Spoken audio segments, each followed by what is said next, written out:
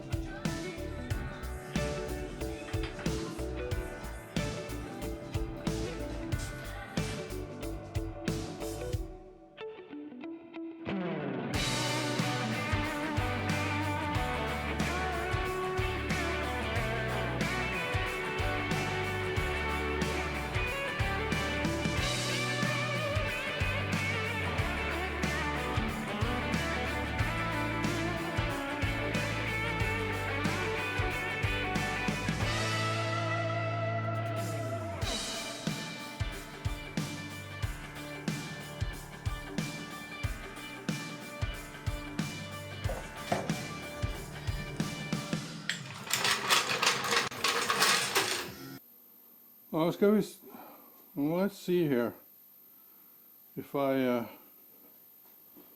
messed up or not. This is the rear sway bar. I just painted it yesterday. So I'll show you what's going on under here. Need two nuts, and I'm hoping I can catch this on the video. We'll see. It doesn't fall off my head.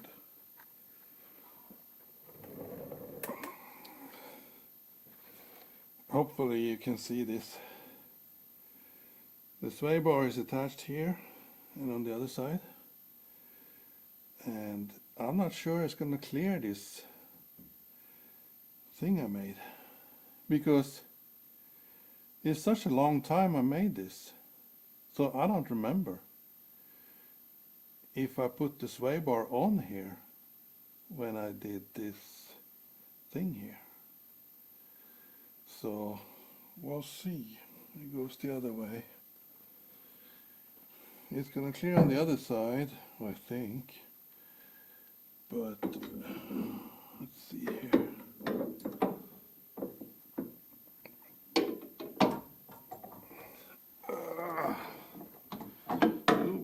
It needs to go like this.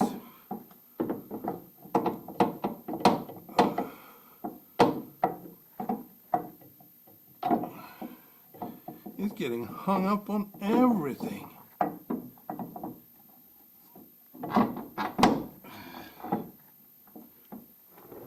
Oh, that was like, that's close. Let's see if I can get any nuts on this.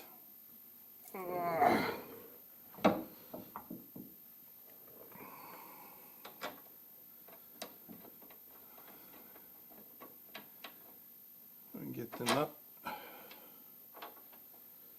Spoke too soon. But now it fell in between here.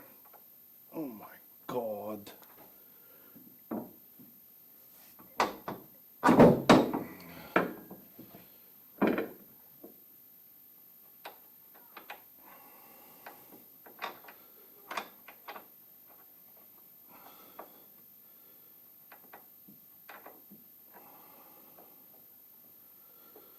If I just can get it on, a couple of threads, so I don't have to hold everything.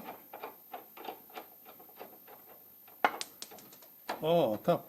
I lost the other nut and it rolls away. Of course, when you're laying under a car and you drop something, it's got to roll away as far as possible. So, what about this side?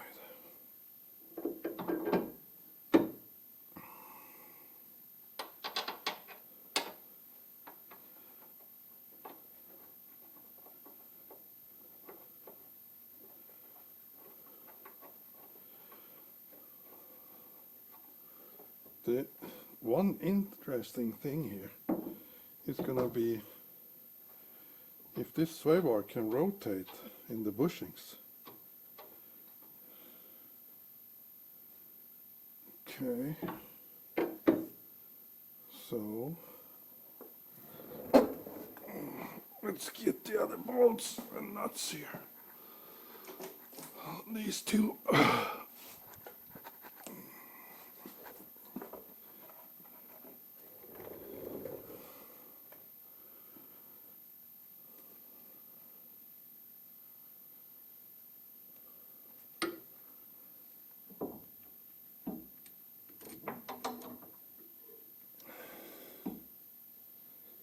So, should I do the...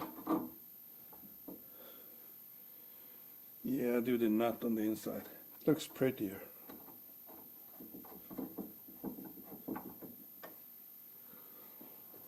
The other side.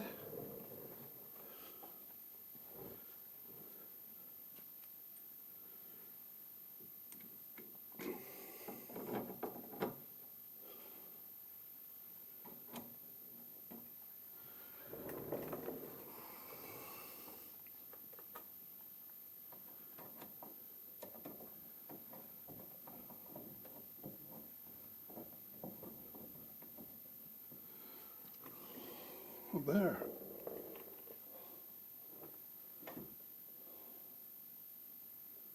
Cool. So when I tighten this all up, it's gonna keep the lower control arm, because when I put the spindle on here, it's gonna be a lot of weight because I don't have the spring and the shock.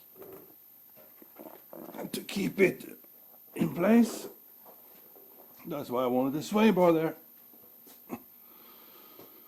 So, for you who follows me on Instagram, you know that I had problem getting these out. So I put on a Facebook group for my area where I live in. If anybody had a press that could help me, and there was one guy, and now, so we pressed these out. That was a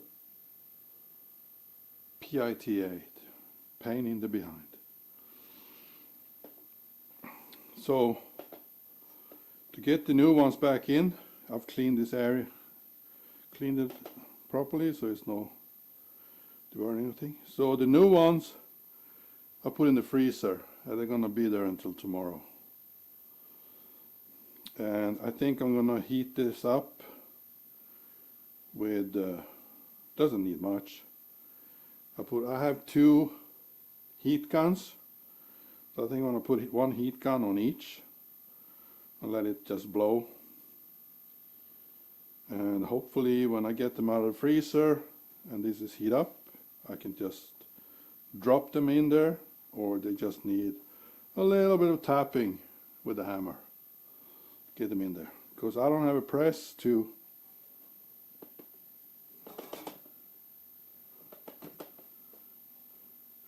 I don't have press to press them in. But I think with the freezer and some heat, they'll drop right in. So as soon as I replace those, I can put the spindles on the rear end. So we'll see.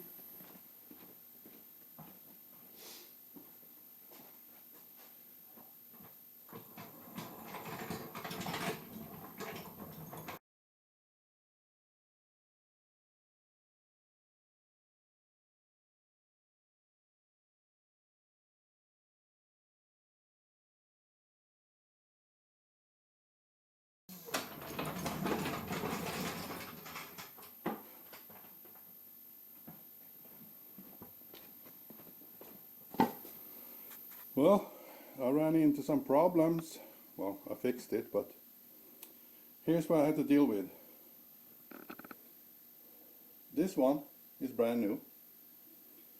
This one is 4/10 of a millimeter bigger than the old one that came out of here, the upper control arm.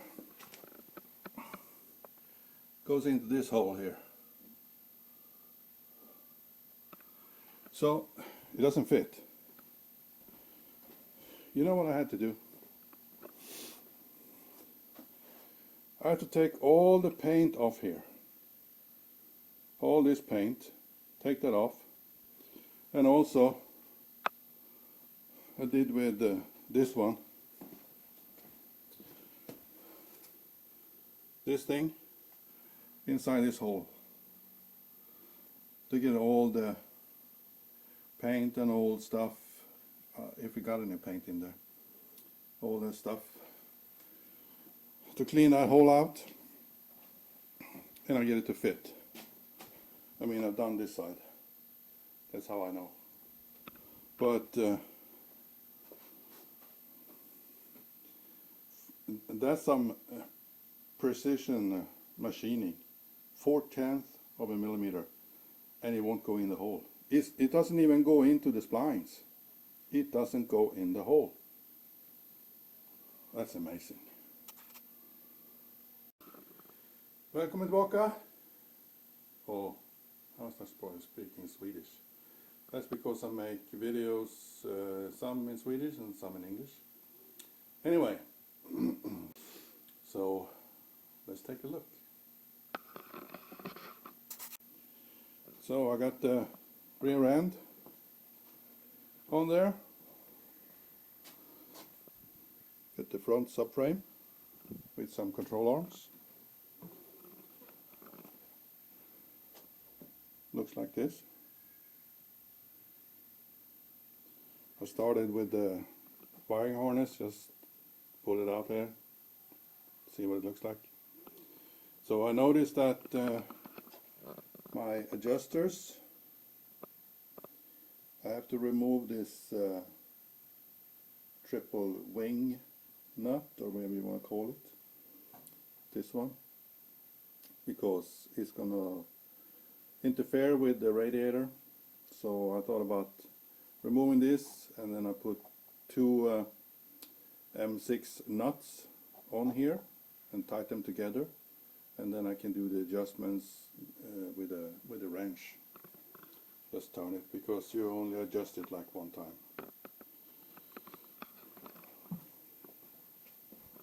But let's see what it looks like from underneath. So here is the rear subframe with the control arms, the tow bar adjustment things that I remade, bigger ones. I have no half shafts in it and no coils, because I need I'm gonna go through the half shafts. They're over there. I'm gonna clean them up and see what the grease inside looks like and stuff like that. And also, I don't have money for shocks.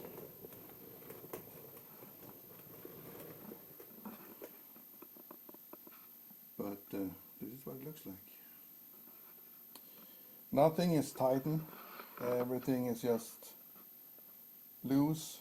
I haven't tightened anything, because you're supposed to tighten all the bolts and stuff to go through bushings. You're supposed to tighten that when it's on the wheels, so you doesn't get any tension in the bushings. If I tighten them like this and then drop it down, you're gonna have a preload on the bushings that wears them out sooner. So nothing is tightened. I'm waiting until it gets on the ground on the wheels.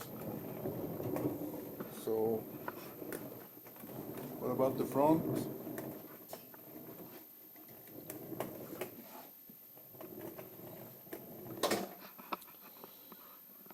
what the front looks like. Let's see if I can.